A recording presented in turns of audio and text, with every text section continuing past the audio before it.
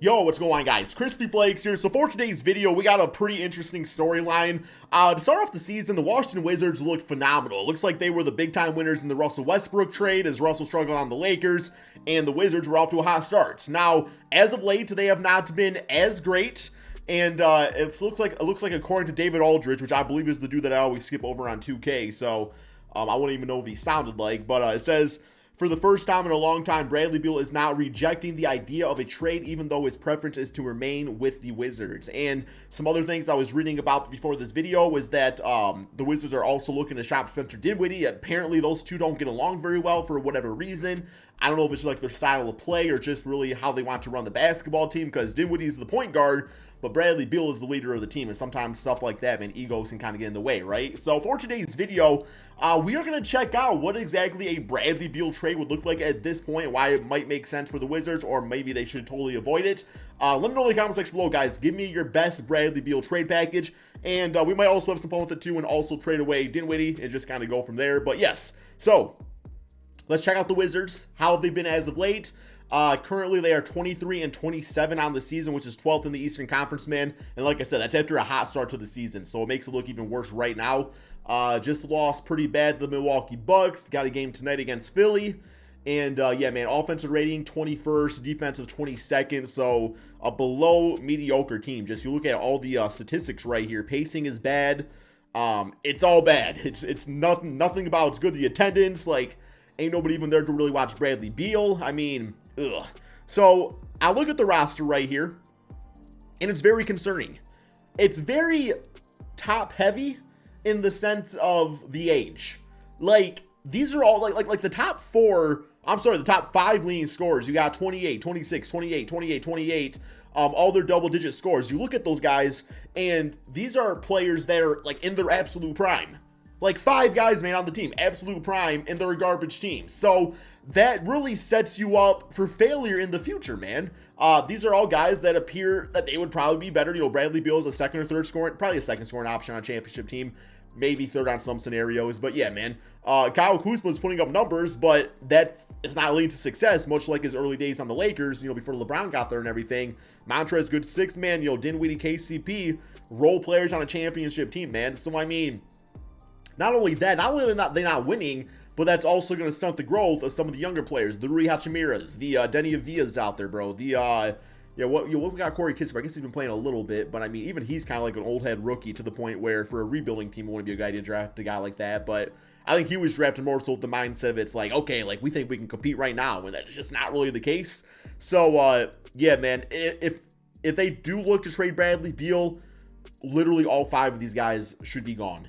I mean, it's time to just blow it up completely, man. That's just all I got to say about that. But let's go ahead, hop over to NBA 2K22. So we have the start today pulled up right here, man. We got the correct record and everything. And we are simply going to look at some trades. So, yes, I mean, I'm not going to do like a full-on rebuild. Maybe I'll do that another day. If you guys want a full-on Wizards rebuild, let me know in the comment section below. But we're going to focus just trading on, you know, Beal and Spencer Dinwiddie. So, yeah, man, let's go ahead and start with Beal first. And realistically, like, I mean, I guess what you would trade for here is, you know, draft picks and hopefully like a young guard.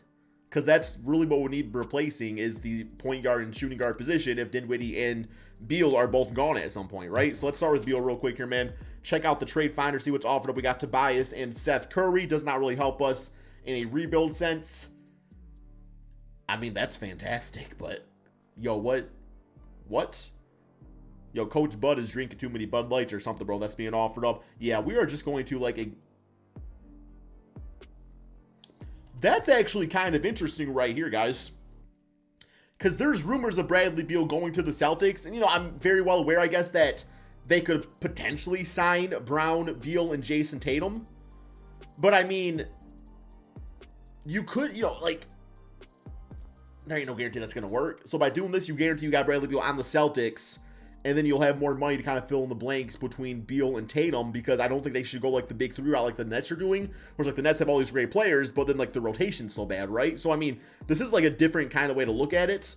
The Wizards get a little bit younger by getting Jaylen Brown. They do have Al Horford, who I believe has a team option after that season. KCP gives a little 3-and-D to the Celtics also. I like that trade there, man. It definitely is my favorite so far. Bradley Beal teamed up with Trae Young. That's not bad either, man. They get Davis Bertans, who I don't think's a replacement, but, you know, you can set him on the three-point line, let him do his thing. That's pretty good, too. I like that trade a lot, too, man. A lot of other trades where it's just like, these are kind of... Okay, let's see. At least you get, like, you get a veteran out of it, but you also get James Bouknight. So you get a good young player right there for the Wizards. Team up Bradley Beal with LaMelo Ball. Not too bad. Oh, and also Daniel Gafford to the Hornets gives them probably their center of the future. So that's pretty good, too. Definitely some trade... Anthony Davis for Bradley Beal straight up. I mean... If y'all want to try out something different, I guess it ain't horrible, right? James Harden, Jokic, and Jeff. Yo, what are these trades? What are these trades here, man? Like, some of them are pretty good. Other of them are just like, yo, what's going on? Friendly OG, Christian Wood, Eric Gordon. Okay, man, yo, 2K, you are on something. And it's nothing good. It's nothing good. All right, so some trash trades, but also some good ones. I would say my favorite one that I kind of want to do for this video.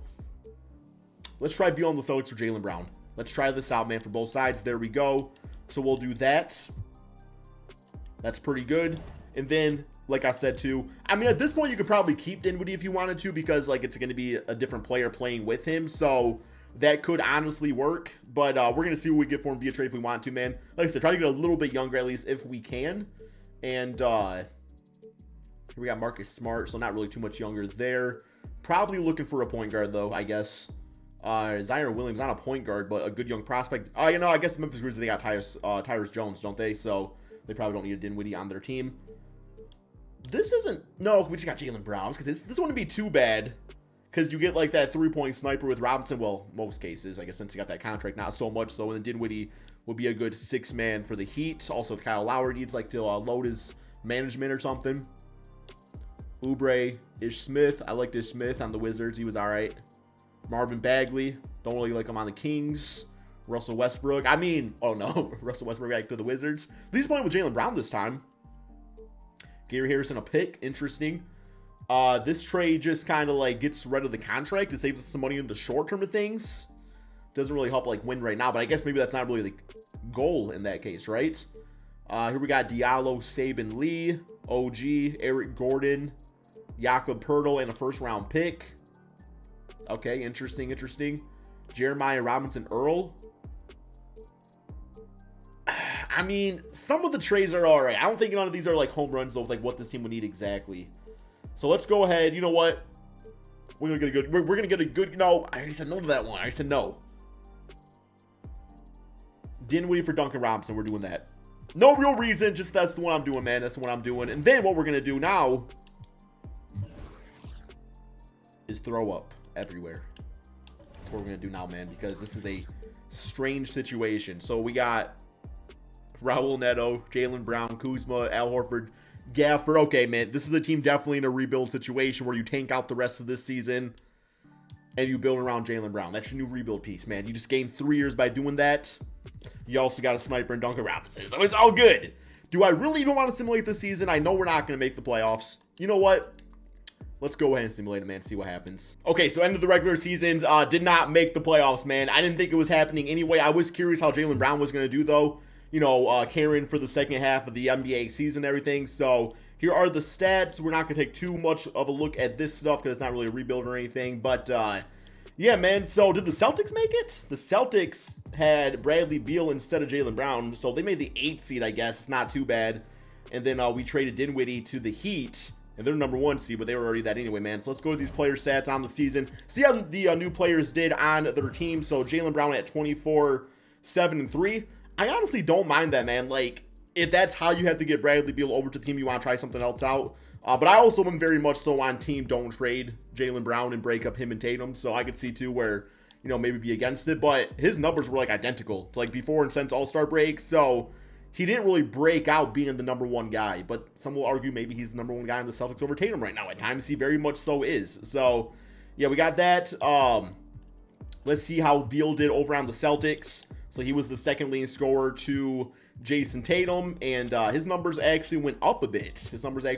He had a slow start in real life, though, too, to the season, so that can make sense of it. And then for the Heat, they had Dinwiddie, who, like I said, man, you got Kyle Lowry on the team, but Dinwiddie knows how to play that 6-man role very nicely. So for a contender, he might be willing to do that. So yeah, man, let's see who wins it all. Simulate playoffs. But I ain't gonna lie, like, going through all the teams, I mean, maybe I'm just not a huge Spencer Dinwiddie fan. Like, that could be the issue. Because, like, I was going through all the teams. I'm just like, it's hard for me to, like, think of a team that really makes sense. And maybe it's just a style of play. I don't really know. I mean, let me go back real quick here, man. What is, I just want to get a little bit of a better look on things. So, Dinwiddie on the season, 13 points, 6 assists, 5 rebounds. Never really been a great shooter, 38% field goal percentage, man. It's just like, what's his contract looking like? I'm just not really, I'm not like what I'm seeing here, man. Where it's hard to really think of a good, I guess his contract, no, wait. No, it's not like a bitch-ass contract, but it's not the greatest either. It's not the greatest either, man. But that's all we have for this video. Give me your thoughts and concerns on this in the comment section below, man. What type of trades would you like to see for Bradley Beal, Dinwiddie? Should they keep them both? Should they get rid of one of them? Let me know. Thank you all so much for watching, and peace out.